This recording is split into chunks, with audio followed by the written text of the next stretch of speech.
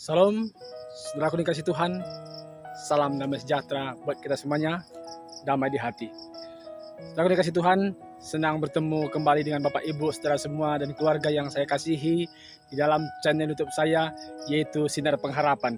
Tentu semua itu oleh karena kasih dan penyertaan Tuhan kepada Yesus. Bahkan saya mau katakan Tuhan kepada kita masing-masing. Tuhan tidak pernah mengizinkan penderitaan dan masalah kepada hidup kita tanpa solusi.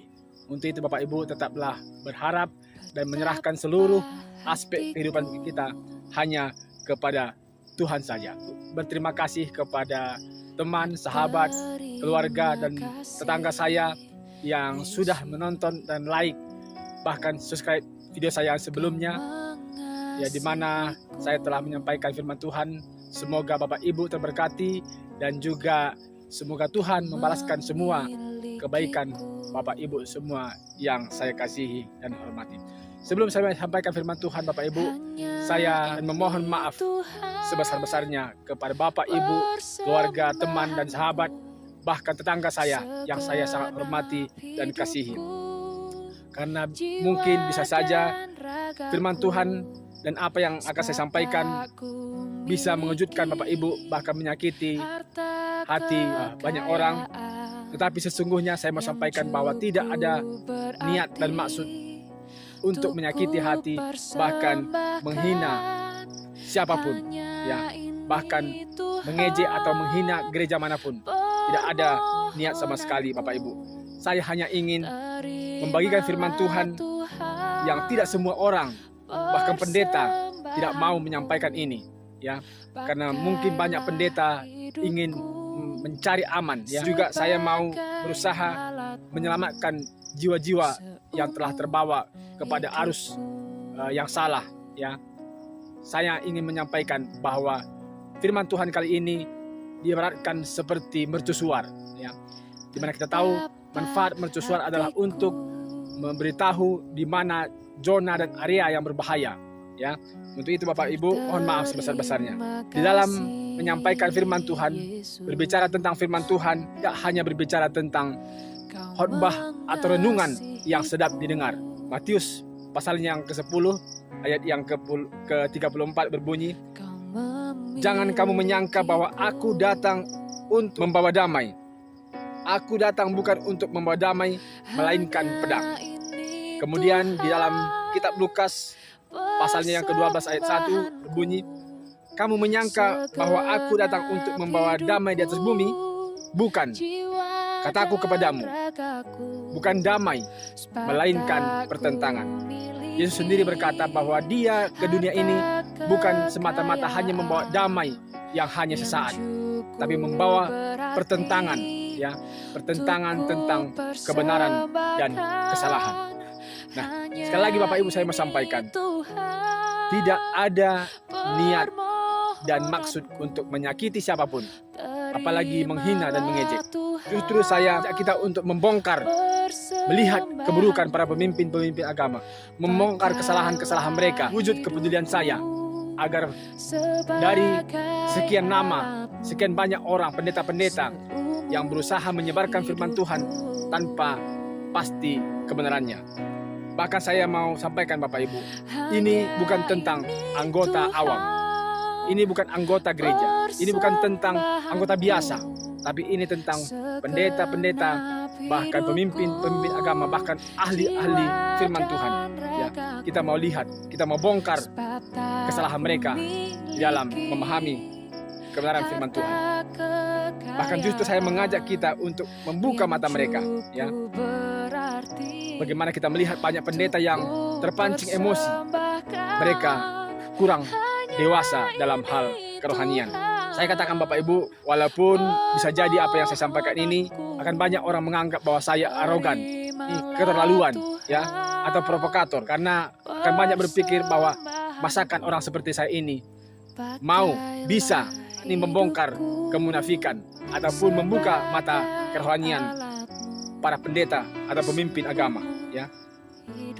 Saya mau sampaikan Bapak Ibu, dalam berbicara tentang pemahaman dan mengetahui kebenaran firman Tuhan, itu bukan tentang intelektual, bukan tentang tingginya pendidikan, bukan tentang banyaknya pengalaman. Berbicara tentang kebenaran firman Tuhan bukan tentang dokter, bukan tentang profesor, tentang kerendahan hati, tentang bagaimana kita mau dituntun oleh Roh Kudus, rendah hati ketika mendengar firman Tuhan dan juga membaca firman Tuhan. Nah, bahkan saya berani katakan Bapak Ibu, Rocky Gerung yang kita anggap jenius, yang banyak orang mengagumi kehebatannya dalam berdialog, dalam menjawab satu pertanyaan, bisa jadi dia dungu dalam hal kebenaran firman Tuhan. Bisa jadi dia kedunguan ketika berbicara tentang kebenaran firman Tuhan, Bapak Ibu, ya. Bahkan Dr. Bambang Norsena, ya. Kita melihat di dalam YouTube-nya banyak sekali pemahamannya, baik dari segi bahasa, baik dari segi pengalaman, maupun dari segi menelusuri latar belakang dari kisah Alkitab, ya. Kita tahu dia adalah seorang yang luar biasa, ya. Dia sudah memahami banyak bahasa. Tapi Bapak Ibu, saya mau sampaikan, itu tidak menjadi jaminan dia benar dalam memahami kebenaran firman Tuhan. Karena terbukti dia masih mengagung-agungkan patung, beribadah pada hari Minggu, menggantikan hari Sabat yang kudus. Bahkan Bapak Ahok, ya, yang kita akui, bahkan banyak orang mengakui kehebatannya, dia masih belum benar dalam memahami kebenaran firman Tuhan, ya. Terbukti dia pernah berkata bahwa dia makan babi, ya.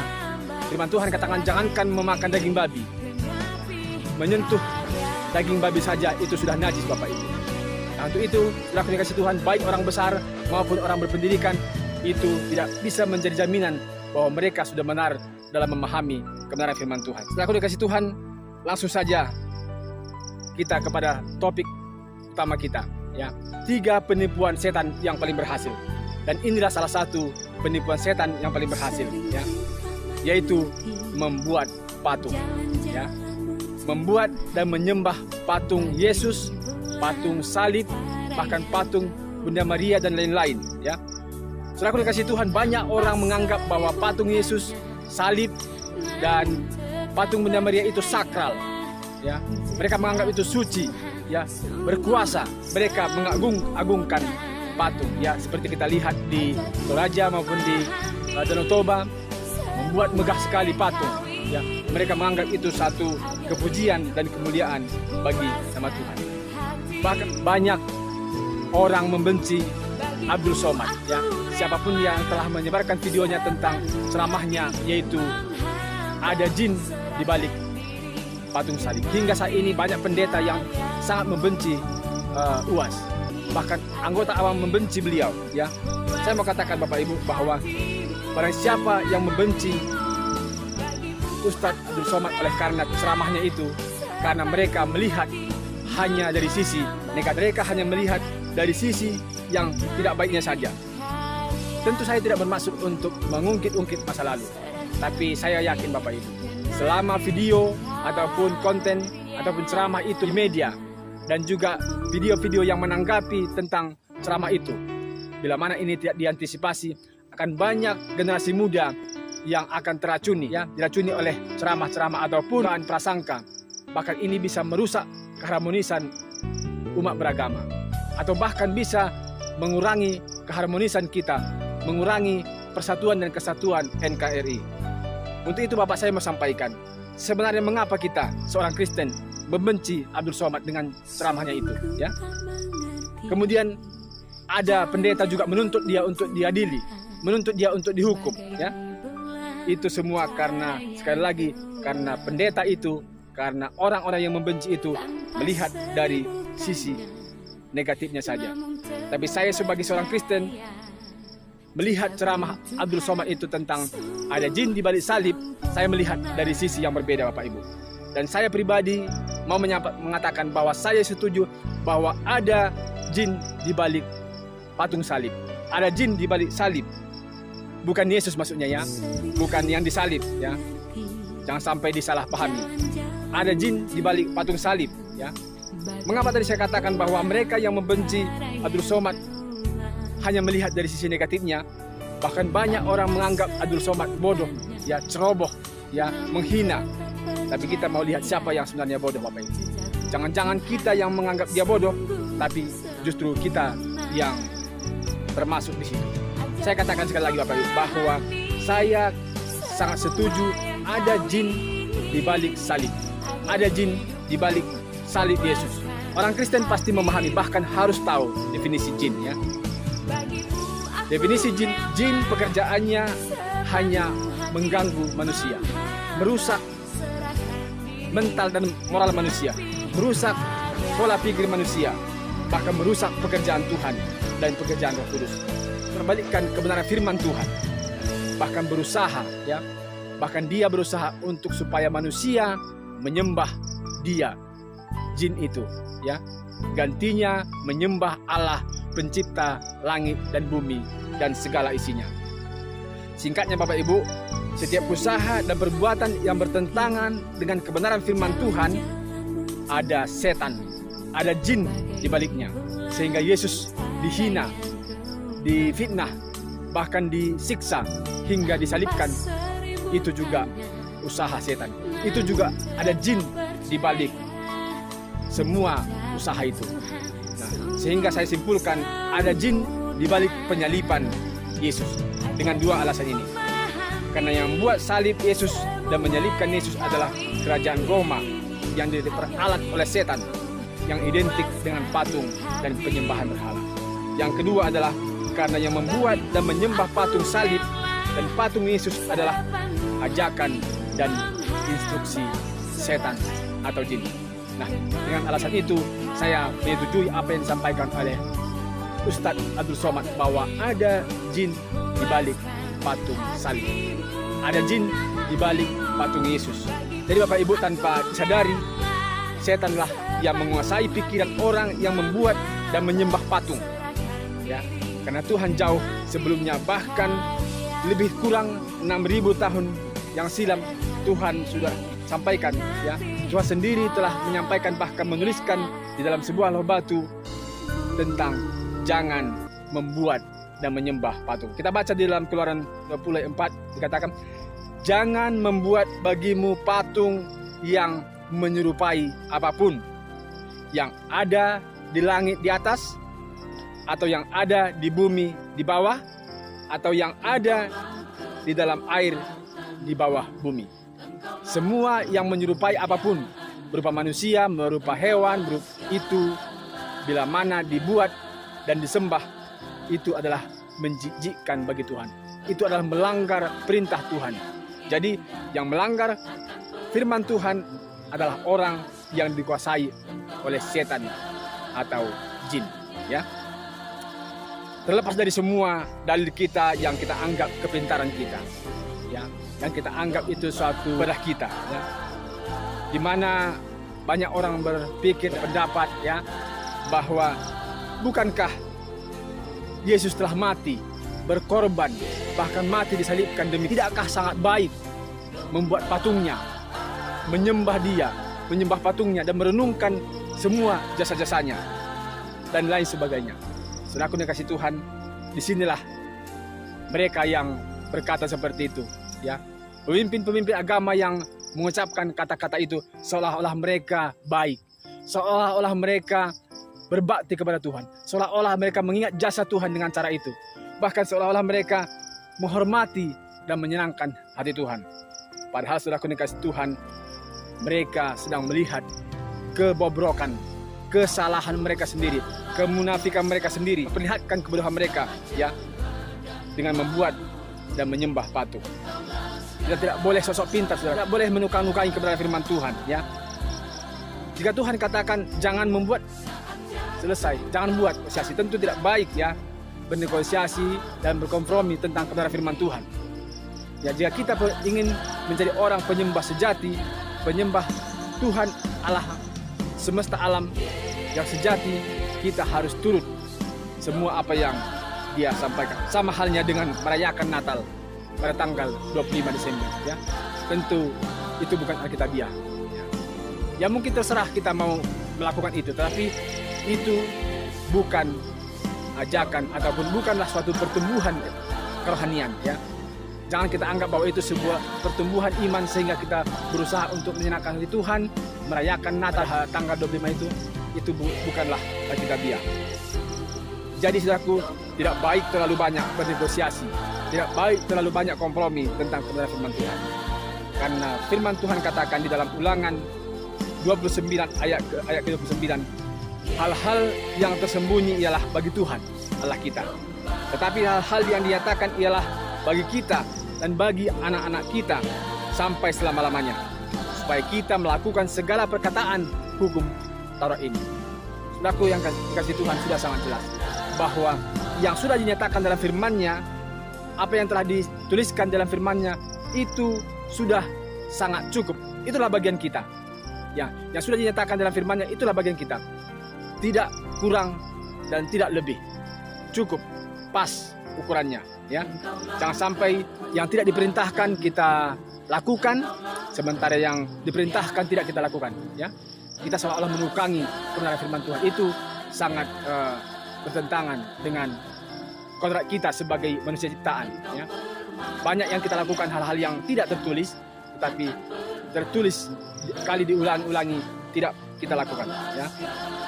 Nah, bahkan sementara kita ketahui bagi Tuhan membuat dan menyembah patung apapun itu sangat menjijikkan bagi Tuhan. Salah satu penyebab teman-teman kita, sahabat kita, sepupu kita, kaum muslim, ya, kenapa mereka menyebut kita, menuduh kita kafir, ya, itu karena kita sering mendewakan benda. Kita sering mendewakan gambar, ya, gambar Yesus, patung salib, ya. Nah, jadi mereka menuduh kita kafir.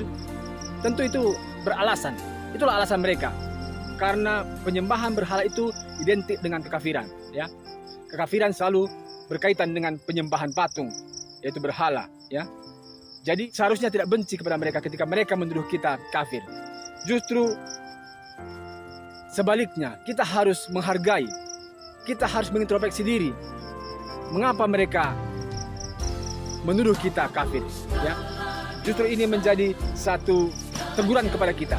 Tentu mereka tidak asal-asal menyebut kita kafir, karena alasan yang pertama tadi, karena kita selalu mendewakan benda, baik itu patung maupun gambar-gambar Yesus, ya. Itu sebabnya di rumah kami nggak ada gambar Yesus atau salib. Ya, bila Anda datang ke rumah saya, Anda tidak akan menemukan di situ benda yang berbentuk salib, karena Yesus tidak sama sekali menginginkan hal itu. Nah, jadi kita jangan membenci orang-orang yang kita anggap menghina kita. Yang membenci, yang kita anggap menghina Yesus bukanlah ciri khas orang Kristen. Itu bukanlah ciri khas Kristen sejati, ya. Jika kita mengikut Yesus yang sejati, kita tidak akan pernah membenci atau memusuhi orang yang menghina Yesus, karena Yesus sendiri tidak membenci, ya, malah mendoakan yang menghina, bahkan mendoakan yang membunuh dia sendiri, yang menyelibkan Yesus sendiri, ya. Tuhan doakan itu. Lagi jika seandainya pun mereka benar menghina Tuhan, Tuhan bisa menobatkan mereka. Tuhan bisa mengajak mereka ke dalam kebenaran, ya. Bahkan Tuhan lebih tahu apa yang akan Tuhan berikan kepada mereka, ya. Jangan sampai kita sok-sok membela Tuhan, sok-sok membela Yesus, ya. Justru Yesus yang membela kita. Yesus yang menyelamatkan kita mati disalibkan. Justru jika kita membela Yesus atau membela Tuhan dengan cara kita harus hati-hati, Bapak Ibu. Ya, kita harus hati-hati, ya. Jangan-jangan kita sedang merasa lebih hebat daripada Tuhan. Seolah-olah kita mau menyelesaikan masalah Tuhan. Tuhanlah yang menyelesaikan masalah kita, Bapak Ibu. Jangan berusaha untuk menyelesaikan masalah Tuhan. Tuhan sanggup, ya. Jangan sampai kita merasa lebih hebat daripada Tuhan. Saudaraku yang dikasihi Tuhan, membuat dan menyembah patung apapun adalah tipuan setan atau jin yang sangat menjijikkan bagi Tuhan, ya. Itulah salah satu tipuan setan yang paling berhasil, karena sesungguhnya hanya Tuhan Allah pencipta langit dan bumi lah yang harus kita sembah. Dialah yang patut kita muliakan dan tinggikan, ya. Yang menjadi pengharapan kita, Bapak Ibu, saat ini, bila mana kita, ya, dalam konteks ini tetap ada pengharapan, karena channel kita namanya Sinar Pengharapan, ya. Pengharapannya bagi kita adalah jika dan bila manapun kita sudah terlanjur menyembah patung, membuat patung, percayalah, bila kita datang kepada Tuhan, merendahkan hati, memohon ampun, Tuhan akan mengampuni kita, mengasihi kita, ya.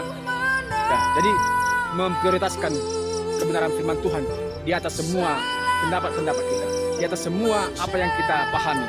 Firman Tuhanlah yang lebih tinggi. Di video berikutnya saya akan sampaikan apa tipuan setan yang kedua dan yang ketiga.